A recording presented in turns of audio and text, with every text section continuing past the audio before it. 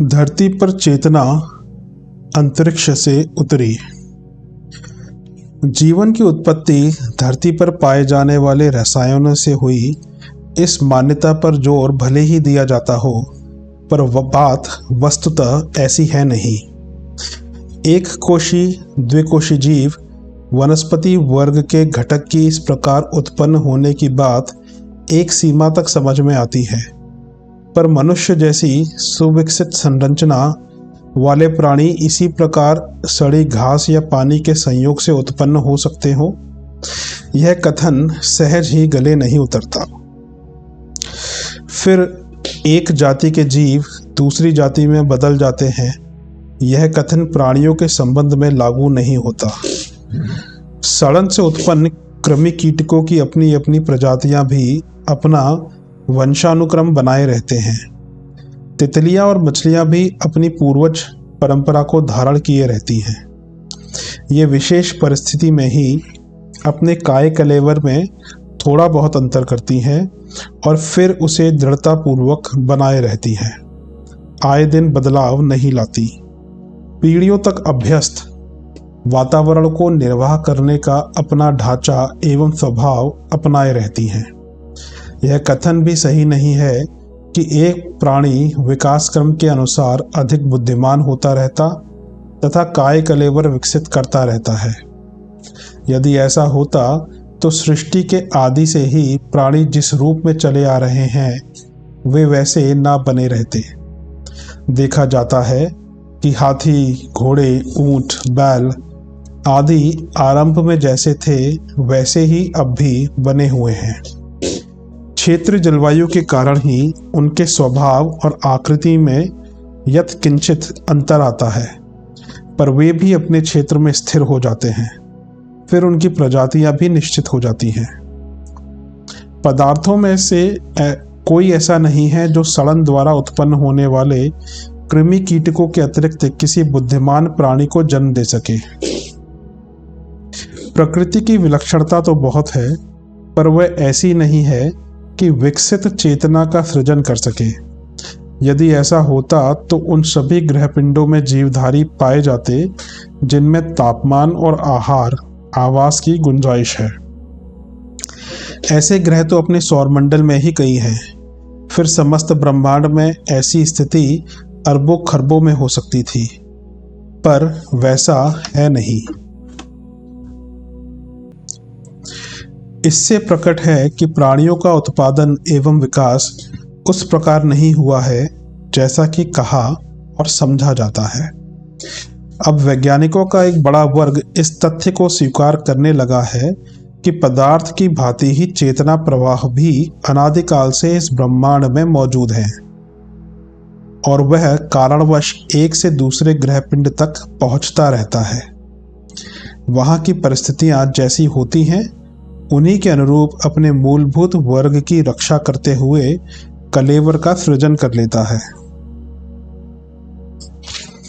पृथ्वी पर हर दिन आकाश से अगणित उल्काएं प्रति मिनट 2 करोड़ की संख्या में बरसती हैं।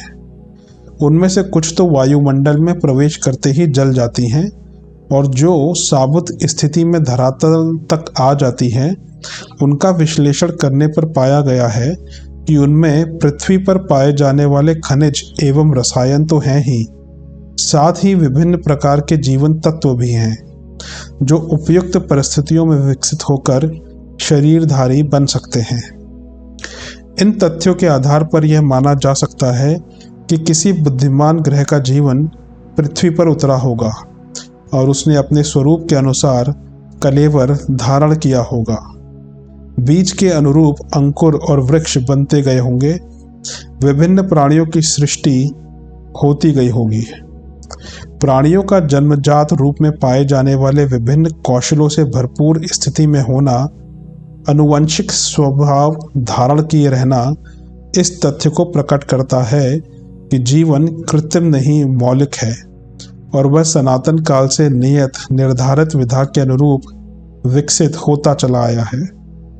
रसायनों के संयोग से किसी प्रयोगशाला में कोई मौलिक प्राणी नहीं बन सका। इससे भी चेतना की मौलिकता सिद्ध होती है।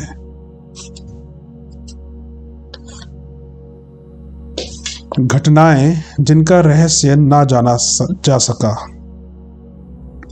घटनाएं जिनका रहस्य ना जाना जा सका। विज्ञान की अधुनातन प्रगति और चंद्रमा तथा मंगल ग्रहों पर विजय जैसे अभियान यह सिद्ध करते हैं कि मनुष्य संसार का सर्वश्रेष्ठ और बुद्धिमान प्राणी है, परंतु इसी कारण वह सृष्टि की सर्वोच्च सत्ता सामर्थ्यवान इकाई कहलाने का अधिकारी नहीं हो जाता। प्रकृति के थोड़े से रहस्यों का अनावरण कर लेने भर से उस पर दिनों दिन यह दंभ छाता जा रहा है कि उसकी बराबरी कोई दूसरा प्राणी तो क्या प्रकृति भी नहीं कर सकती। लेकिन जब प्रकृति अब उसके सामने ऐसे सवाल कर देती है जिन्हें वह सुलझा न सके, तब मनुष्य को अपनी क्षुद्रता और अल्प सामर्थ्य का आभास होता है। प्रकृति के कुछ रहस्य तो ऐसे हैं जिन्हें देखकर बड़े बड़े मूर्धन्य वैज्ञानिक भी आश्चर्यचकित रह जाते हैं। संसार के विभिन्न भागों में पाई जाने वाली रहस्यात्मक ध्वनियां अभी भी मानवीय बुद्धि को चुनौती दे रही हैं। सन 1961 ईस्वी में हडसन लाइब्रेरी में वायलिन का मधुर संगीत सुनाई पड़ता रहता है।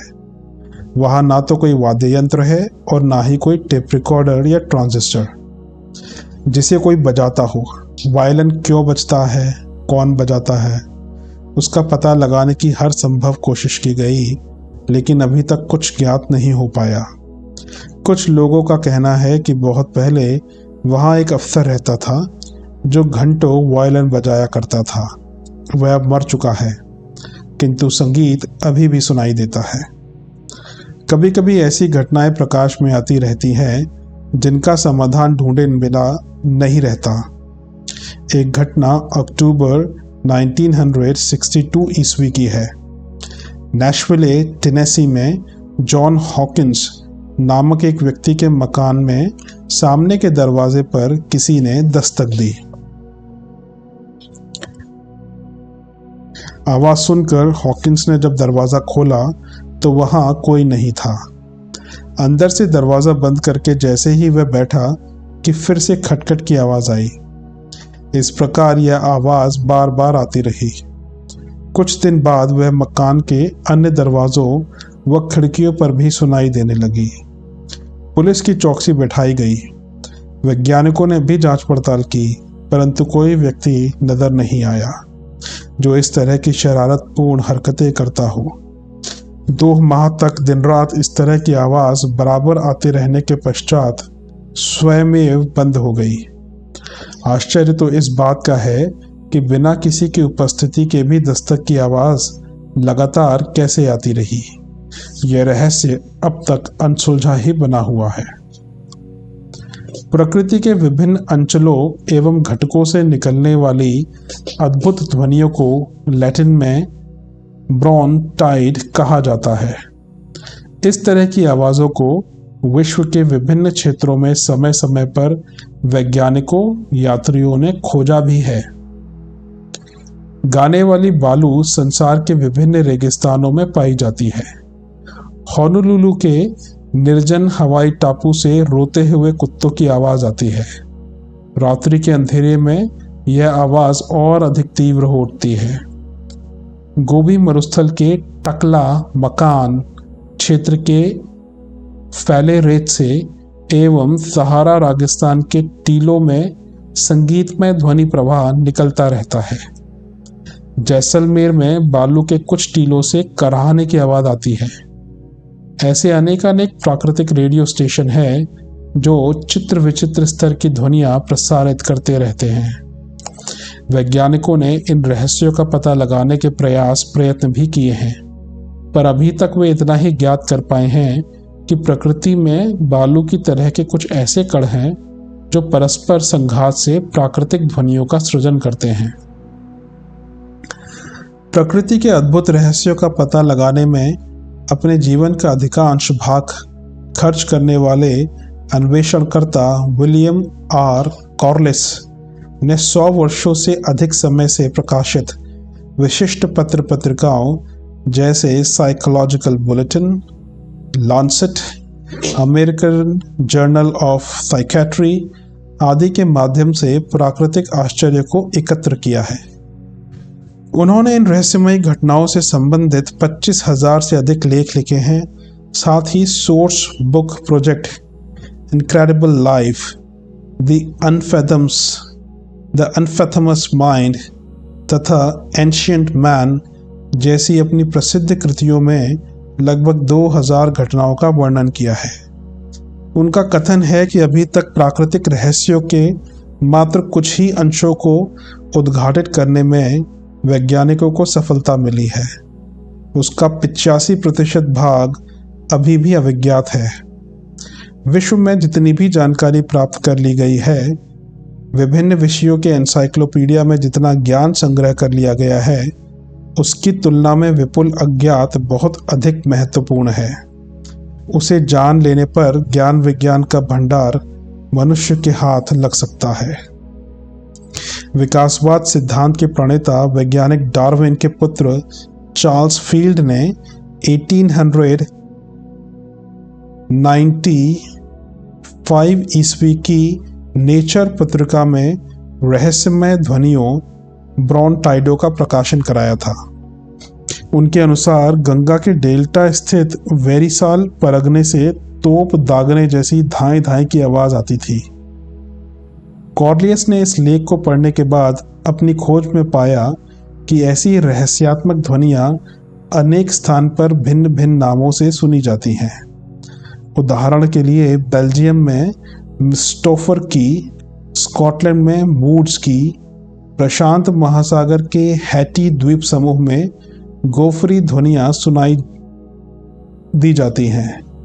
इनकी पुष्टि समय समय पर अन्य मूर्धन्य वैज्ञानिकों द्वारा की गई है। रेडियो फिजिक्स तथा अनुसंधान केंद्र कॉर्नेल विश्वविद्यालय के निदेशक राम्स गोल्ड ने कॉर्लियस के कार्यों को न केवल स्वीकृति प्रदान की, वरन ब्रॉन्टाइड को भी स्वीकारा है। अमेरिका के अत्यंत धनवान मूर्धन्य पत्रकार चार्ल्स फोर्ड ने भी अपना सारा जीवन प्राकृतिक आश्चर्य को संग्रहित करने में ही व्यतीत कर दिया और अजूबों से भरी एक एनसाइक्लोपीडिया का निर्माण किया। कॉर्लिस ने लगभग 24 फील्ड गाइड द्वारा इन अज्ञात रहस्यों को समझने समझाने का प्रयास किया है।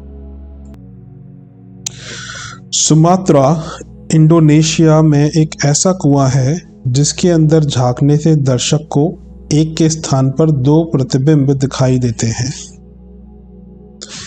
प्रकाश किरणों में ऐसी अद्भुत क्षमताएं तो हैं कि वे किसी वस्तु का प्रतिबिंब कहीं भी कैसा भी उल्टा सीधा चित्र विचित्र बना दे, किंतु उसके लिए तरह तरह के प्रिज्म एवं लेंसों का उपयोग आवश्यक होता है।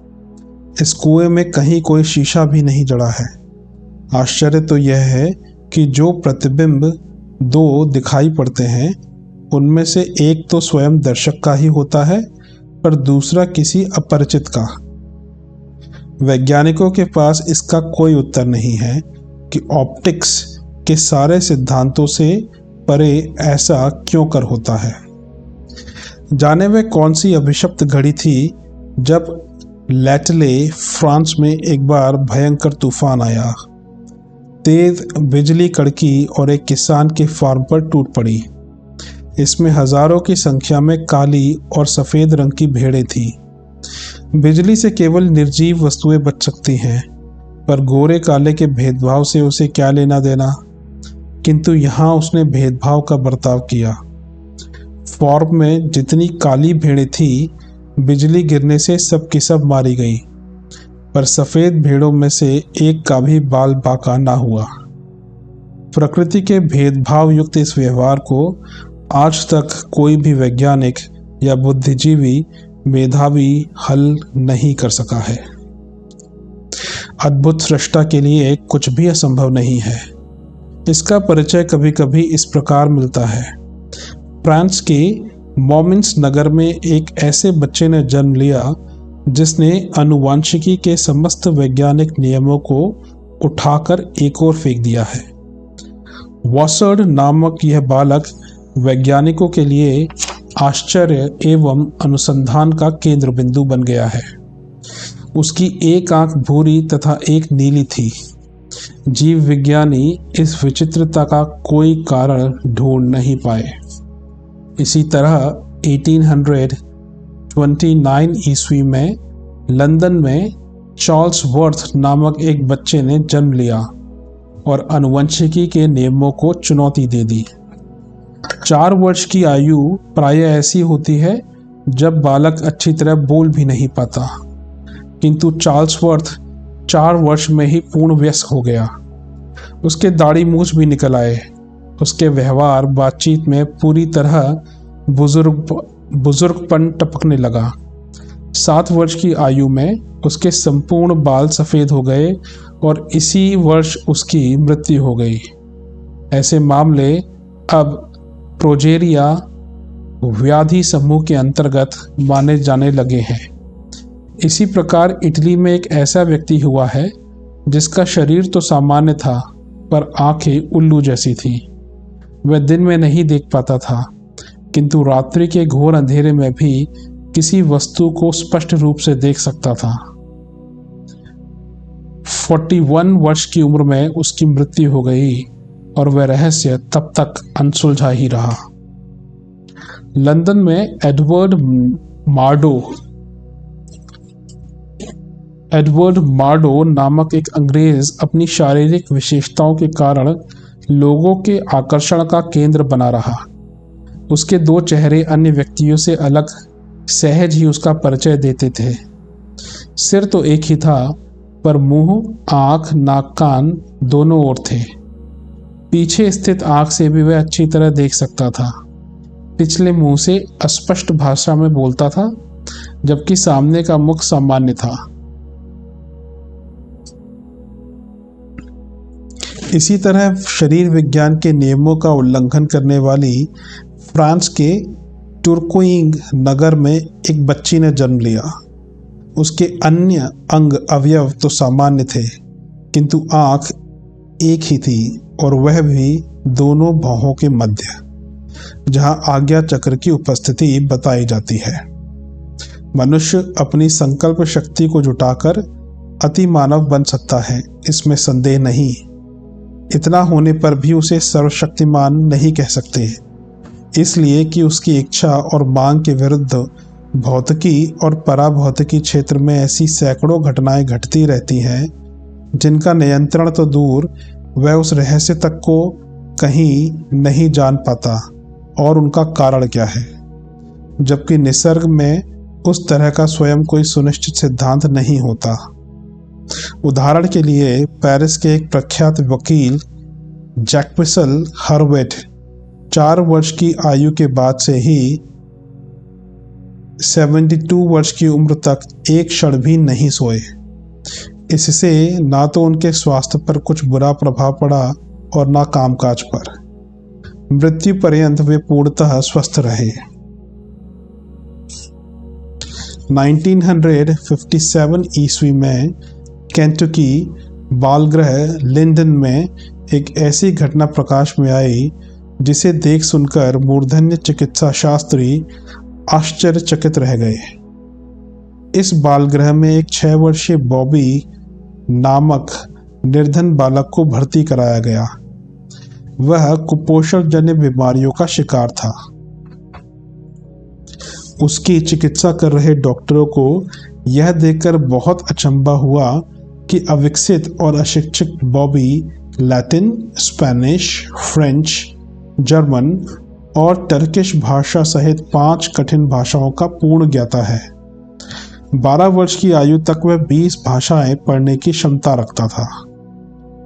अभी अभी पिछले दिनों महाराष्ट्र से एक ऐसा मामला प्रकाश में आया है जिसका रहस्य वैज्ञानिक जेनेटिक्स से लेकर आधुनिकतम चिकित्सा विज्ञान की किसी विधा में ना पा सके।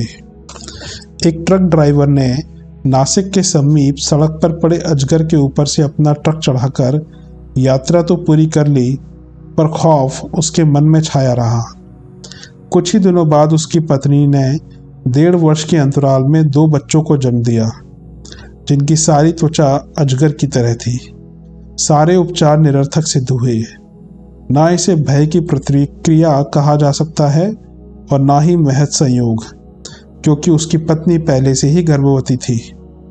कोई उसे अभिशाप भी कैसे कह सकता है, पर आज के विज्ञान प्रधान युग में कोई तर्कसम्मत जवाब किसी के पास नहीं है। माउल्टिंग कैंचुल छोड़ने अर्थात त्वक मोचन के लिए सांप प्रसिद्ध है, किंतु यदि यही प्रक्रिया मनुष्य की त्वचा के साथ घटित होने लगे तो उसे असामान्य ही कहा जाएगा। 1981 ईस्वी में शिकागो मेडिकल सोसाइटी ने एक ऐसे व्यक्ति का उपचार किया जिसे 12 घंटे के लिए तीव्र बुखार आता था। देह की सारी त्वचा लाल सुर्ख पड़ जाती थी और उसके बाद बड़े बड़े टुकड़ों में केंचुल की तरह छूटती थी। जिस भांति दस्ताने या मोजे उतारे जाते हैं, उसी तरह चमड़े की परतें उतरने लगती। तब तक इसका स्थान नई त्वचा ले चुकी होती। प्रकृति के रहस्य अगम है और उससे भी रहस्यपूर्ण और विचित्र है सूक्ष्म चेतन संसार। प्रकृति जब जब मनुष्यों के सामने इस प्रकार की चुनौती भरे प्रश्न खड़े करती रहती है, जिन्हें लाख प्रयत्न करने पर भी सुलझाया नहीं जा सकता, अभी तक तो यही ठीक से जान पाना संभव नहीं हुआ है कि प्रकृति में क्या क्या है। उसके संपूर्ण रहस्यों को समझ पाना तो दूर की बात रही। फिर चेतन तत्व कितना गूढ़ होगा, क्या उसके रहस्यों का अनुमान लगाया जा सकता है?